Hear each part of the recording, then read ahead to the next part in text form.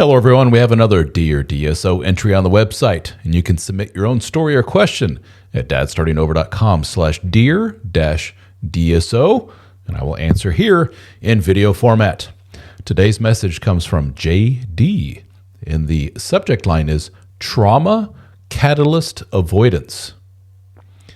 JD says, my wife, 12 years this last November, her father passed unexpectedly in December of 2018.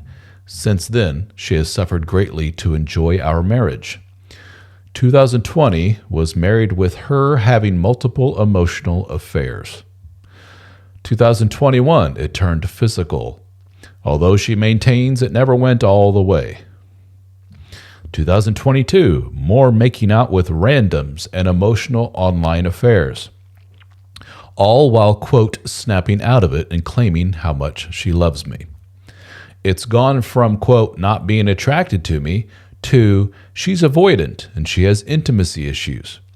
I've backed off plenty as far as expectations or initiating. Now we are locked in this weird zone where I know she rarely wants sex with me, but definitely all the same affection as I've always given. Butt slapping, kisses, cuddles, booby squeezes, holding at night, all of it. When things are okay, she's invested in the marriage. We are usually 1 to 2 times a week. But then she explodes after a few months, telling me she can't stand having sex with me and wants a divorce. As soon as I pave the way for her exodus out of this life, she caves and she begs me to take her back. The hot and cold is very confusing. Any thoughts? Yes, JD, I have thoughts, and they're not very positive ones. All right. At the risk of sounding very insensitive and very simplistic, JD, your wife is what we call a broken human being. That is not judgmental on my part. I am not belittling for being a, quote, broken human being. But let's be honest here, and I think any psychologist or therapist would tell you the same thing. Your wife is exhibiting an inability to cope. Life just handed her a not-so-good thing. Her father passed away. So how do you cope with that? How do you grieve? How do you soothe yourself? Well, her method of soothing was to go out and get attention from others and to form romantic relationships with others while being married to you. And you, obviously, are not okay with that, as most people would not be. So it's exhibit A for, oops, you married somebody that's not wired for this long-term monogamy thing, and she has some baggage which has bubbled to the surface via this trauma that she experienced. This is really, really common. When I talk to guys that go through their experience infidelity on the part of their wife, usually there's some kind of major negative life event that serves as the trigger to cause all this shit that she has lurking under the surface to, like I say, bubble to the surface and cause all kinds of chaos. I've heard, something as simple as lose a job, even like lose a pet. I know of someone where their brother was arrested and went to prison, and then suddenly the wife started acting really chaotic and crazy, and the husband sits back and like, why is she acting this way? Ever since brother went to prison, she's just losing her marbles and, screwing around and all kinds of stuff. It happens. It's not unusual. So we could sit here and try to play armchair psychologist and try to understand what's going on with her and try to diagnose her and try to sympathize and empathize with her plight as a damaged human being. Or we can say, you know what, JD, you made a big oopsie. Welcome to the club. You connected with and formed a bond with and a family with, presumably, somebody who ain't wired for this game, man. It's one thing to say we need to let her go, but we have a whole other set of issues here that we haven't talked about yet, which is you, JD. What is it about you that causes you to stay attached to such a person?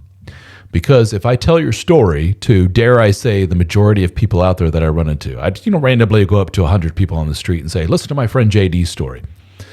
I'm willing to bet probably 99 out of 100 would go, what's he doing hanging around with her? I don't get it. So, JD, what's up? We don't get it. I think if you went to a therapist, you could probably uncover some not so good stuff, some baggage that you personally have that causes you to be attracted to and stay attached to this type of person. You need to figure that shit out. Number one, you need to separate yourself from this person. As tough as that is, I know you're probably, quasi-addicted to the woman. Welcome to being a human being in a relationship, but you need to separate yourself, eliminate contact as much as humanly possible, and then you can begin the process of healing. And the process of healing for you involves, what is it about me that caused me to be attracted to and attached to somebody like this? Because although you have framed it as father passed in 2018 and since then all hell broke loose, I bet you anything that if we looked at your history together as a couple, we would look back and go, red flag, red flag, red flag, red flag, probably from day one. I just spoke to a gentleman here right before recording this in a one-on-one coaching session, and you can book time with me at dadstartingover.com or any of our DSO team members. And he was telling me very early stages of the relationship when dating, he discovered that his then girlfriend was sleeping around with all kinds of men from the workplace. And his reaction was, well, we're not married yet, and we can work through this. I need to work harder to win her affection. Pretty big red flag. Pretty big red flag that was ignored. Not good. I bet you have something somewhat similar that you can look back on. Maybe therapy will help uncover that. And you'll say, yeah, I should have seen this coming. So, JD, get away from her and work on what's going on up in the old noodle. Try and figure that out, my man. Because if you don't do the heavy work of working on what's going on upstairs with you, believe it or not, you're going to do this all over again. Just the way it is. You're going to meet another gal just like her, and you're going to 5, 6, 10 years down the line go, shit, I did it again. Don't do that, dude. Best of luck to you.